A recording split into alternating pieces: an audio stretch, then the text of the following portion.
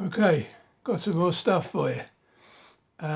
This is what I want to show you today is the stuff I picked up in late May. Most of it from the same place actually. It's not a great amount, not a great quantity, but a couple of quality items there, I think. Right, let's start off with a strange one indeed. Okay, I just left the price on there, so see what it was. Now I was a bit staggered by that price, to be honest. I mean, the guy runs a bookshop that I bought it off, and I do quite a bit of buying off him from time to time. We're on chatting terms, so he said, "Look, he said, you can have that for a tenner." So I said, what's rare about it? He said, I've just researched it online, and it seems to be quite an expensive book. So I couldn't be bothered getting the internet, blah blah, and checking it out. So I just took a punt on it. I said, okay, for tenner I'll have it. Now I had a word with Stephen at the Outlaw Booksellers, and he said, well, there might be a few reasons why it's quite so scarce. First of all, it probably had a very low print run. Secondly, you've got the Game of Thrones connection with George R.R. Martin. I mean, I don't have any of his books at all, either fantasy or science fiction. And he said another reason is it only had one printing, which is, it's unusual for a British book. But of course he wasn't, a British book by somebody of this popularity, because he wasn't that well known in 1981, where this book hails from. So anyway, I had a look online, and lo and behold, the cheapest I saw was 60 quid. And that was from Abe Books. So that might be it's got a bit of slight spine fade at the top there, but apart from that, it's in very, very good shape. Fine. The rest of it. So I thought that was an interesting one to pick up. Anyway, if any of you out there know a bit more about it, do let me know. Now, the rest of the stuff, or most of the rest of the stuff, was purchased from an online dealer that I haven't mentioned to you before, actually, and I should have done. It's Porcupine Books. It's an online only dealers, and it's run by a chap called Brian Ameringan, and he's moving towards retirement now, and he's got quite a lot of books on his lists. But very cheap stuff. I mean, it's cheap as £1 each, and they're all in pretty good shape. At least the ones I've got here are. So, if you want to have a look through his list, just knock up Porcupine Books. He only does various forms of payment, so you'll have to check that out with him. But he's a good guy, and if you go, email him and tell him I sent you, and I'm sure he'll sort you out. He's pretty quick with delivery as well. Okay, so that was the first one I bought off him. As you can see, that's in perfect condition. To be honest, I only bought this because it was the title, really, Theatre of Timesmith. What a great title. And it was only £1 or something, so I didn't expect to get it in mint condition. I went in for that one. I mean, I would imagine this is probably a slightly later one. It's a 1987 printing, but I couldn't resist the title, so I might get around to reading that sometime. Okay, then we get some proper vintage stuff here. Henry Kuttner, Return to Otherness. I think that's That's a collection. Yeah, it's a collection of stories. It's probably, I mean, that was a couple of quid, but it's a first British publication, first printing from 1965. Nice cover. I wish I'll have to do a bit of research. I mean, it looks like a Leo and Diane Dillon on first inspection, but I doubt it is. But I'll do a bit of research on that one for my own benefit and find out who did the cover. It's quite a thick book as well, and as you can see, for a 1963 book, it's in excellent shape. Pleased. Right, now this one is one of J.G. Ballard's, what did he do, 3 or 4 disaster books, if you like. I know he did The Drought, the one I'm reading at the minute, oh God, what is it?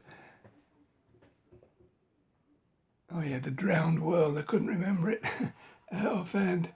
And I think he might have done another one as well, but yeah, as I say, they're all ecological disaster books, if you like. So yeah, I mean, that again was, I think that was only about a quid, and it wasn't any more than 2. So for Ballard, you know, he tried, it's very nice shape as well. So I mean, if you can find a J.G. Ballard now for a couple of quid, jump on it, especially in that nick. Right, here's an authoress, or authoress, whatever. I don't have many books by her. I did read her a Hugo winner recently, where Late the Sweet Birds Sing. That was quite good. And I remember having this one back in the day. Nice cover. Let the Fire Fall. I think that'll be a 1970s. Where are we? Oh, 69. So there again, 60s book. Again, in not too bad shape. For a quid, can't complain. Right, now here's an author that I must read very shortly. Barry N. Mortsberg. I mean, he's one of these Marmite writers, you know, people either love him or hate him. This is the second book of his I've got, I believe. But again, in nice shape. I would imagine that one's the 70s. Oh yeah, 75, so interesting cover. This is one of my, I'm collecting the new writing series. I've got quite a lot of them now. So later ones that, strangely enough, I'm missing, so that was a nice addition. Very cheap. Now, I remember this one from when I used to read a lot back in the 60s, 70s. I think this might be an early 80 printing, but yeah, it's a book that I'd heard a lot about when I was reading a lot, but I never got around to reading it, so I thought I would pick it up. There again, it's in good order, and that one was 2 quid, but I ain't complaining. Okay. Now I've got quite a few of William Gibson's books by now, but I don't have that one. Obviously written in collaboration with Bruce Sterling there. I think this is more of a historical novel, I believe. Fairly recent, I mean, it'd be 1990s. But another one that I wouldn't mind having a bash at because it's got quite good reviews. Right, this was just to complete my set. I read Death World recently and did it on here. It was okay-ish, you know, pretty average. I gave it a 5. there's 3 in the series, and that's the one I'm missing. Sphere again, you know, in not too bad condition, just £1, and that is 70. I would imagine, if I can actually find the page, they're stuck together. Right, there we go. Yeah, a reprint from 1974. Okay, now I just bought this one hoping it was the American edition, but nevertheless it's still an old copy, and I don't have much by Damon Knight, you know, well respected author and editor, and it was only £1, so I think it's probably late 60s, this one. Yeah, it's the first British paperback, 67, first printing. Lousy cover, but you know, it's interesting. Right now, I bought a load of Joe Haldeman books recently, but that wasn't among them, so I thought, okay, it's part of a trilogy. I don't know if I've got the other 2 parts. I think I've got Worlds Apart Volume 2, but I think I have Volume 1. So yeah, again, a little creasy down there, but for £1, like I say, I'm not moaning. That's second printing from 1984. Still 50 years old.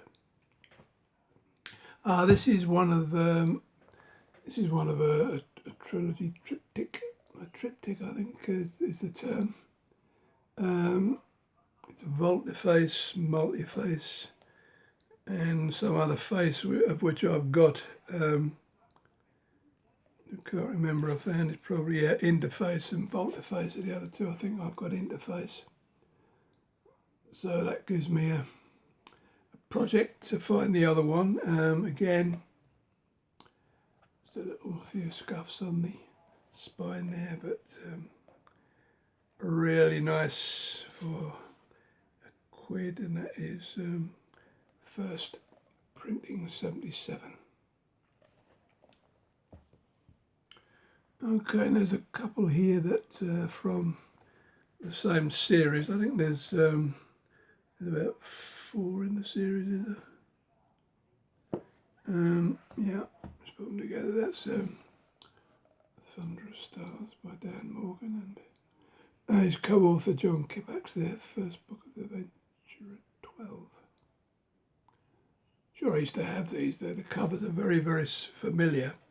In too bad order. I'll have to clean that up a bit. It's had some stain there, but sure we can manage. And then that's the second book. Again with a nice cover. No credit for the cover artist, I'm afraid, but even inside. So we have, 1974 on that one first. First UK printing. Right, now, I did get lucky with the other Damon Knight.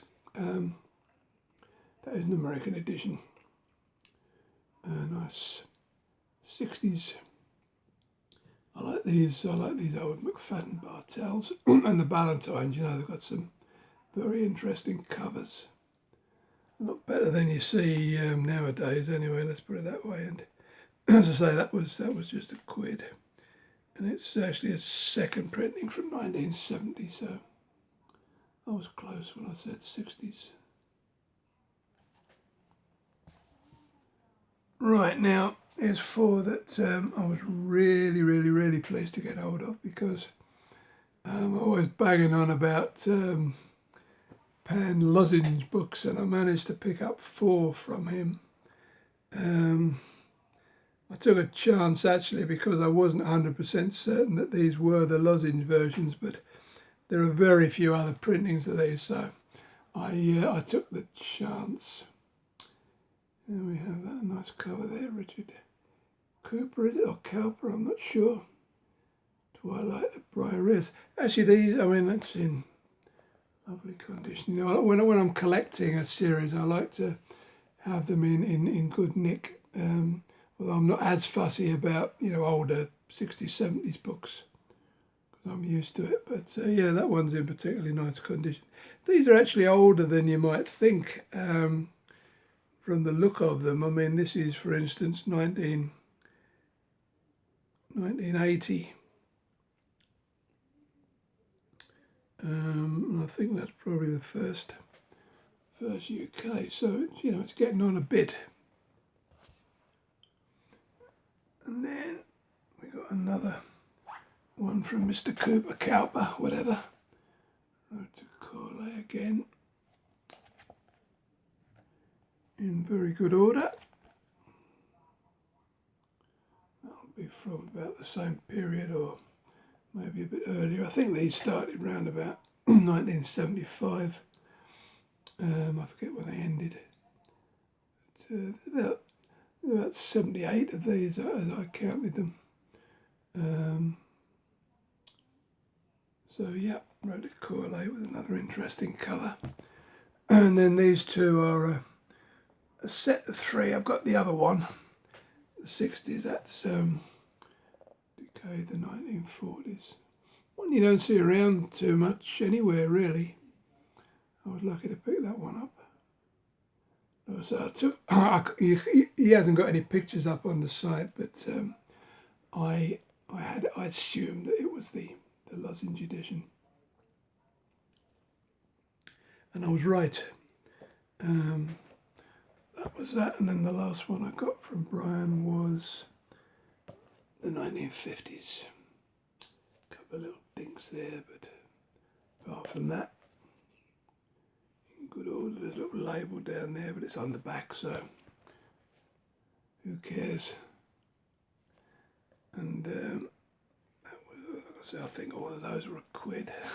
Yeah, a quid for pound lozenges is absolutely ridiculous, really, considering a lot of eBay sellers are doing them for 6, 7, 8 quid each. Now, there's a couple I bought from a charity shop, a couple of anthologies.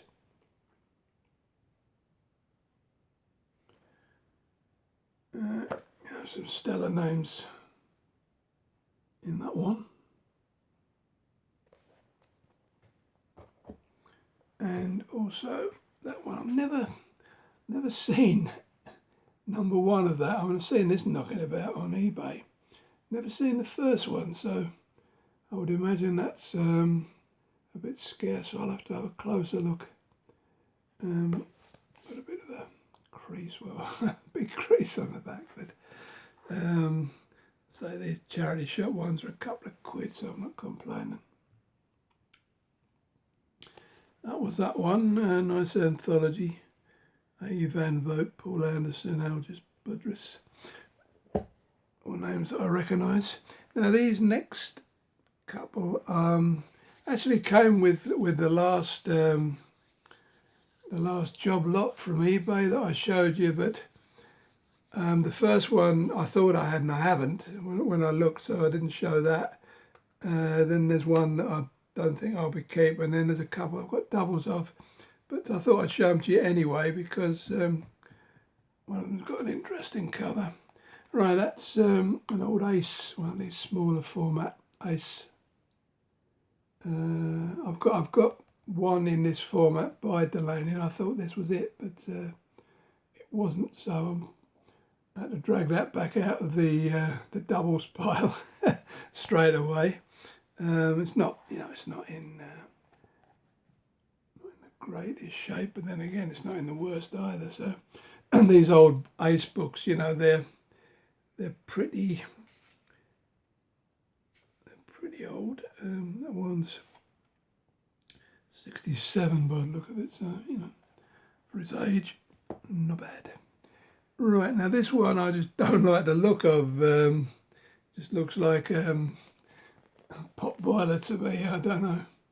Don't know if any of you have read any of this series. It looks a bit dodgy to me, so I figured that maybe I won't bother to stick that in the collection, but you never know. And these next two I've actually got copies of, but I thought it might be worth showing you anyway. They were the only, out of the lot I bought, which was about 30, I think 31 or something. These were the only two doubles, so I was real lucky. The one that I've got an American edition of that. On Wings of Song, Thomas Dish. You don't see a lot of Thomas Dish out in the wild. I think this is a novel. Yeah, looks that way. But I thought that was an interesting cover. I try to resist keeping books because, if they're doubles, I try to resist keeping them, even though they might have nice covers, because otherwise you just end up with shelves and shelves of books. I like to just have one copy by and large. And then this is a series I love. I used to read these back in the 60s all the time. Short stories in lunch hours and what have you. That one's not in great shape, but I'll keep that for a reading copy because that's of great nostalgic value to me. So yeah, that was my pickups for, as I say, the last couple of weeks of July. That's all I've had recently. No more. So I'm hoping I'll get some more to show you for early. What are we in now? Early August. Okay, so that was that. I'm waiting for a couple of shmups in the post, which I should get by Tuesday. So I'll be doing a shmups video just showing about the half a dozen new ones I've got for all you shmups fan. And then actually I bought a pile of old, the British edition is like, but a pile of old Astounding magazines from the 40s and 50s. So I'm hoping when they come that they're in reasonable order, because you can never tell, the spines get very damaged. But I'm living in hopes because the eBay seller didn't show the spines, although the fronts look good. I should have asked him to do a picture of the spines, but the auction was very close to ending, so that was out the window. So yeah, I'll be showing those shortly because I don't have any them old pulps left. Right, so that was that, guys. Thanks for watching, subscribing, commenting. Please do comment. I don't get enough comments. And I'll see you very shortly now. Bye-bye.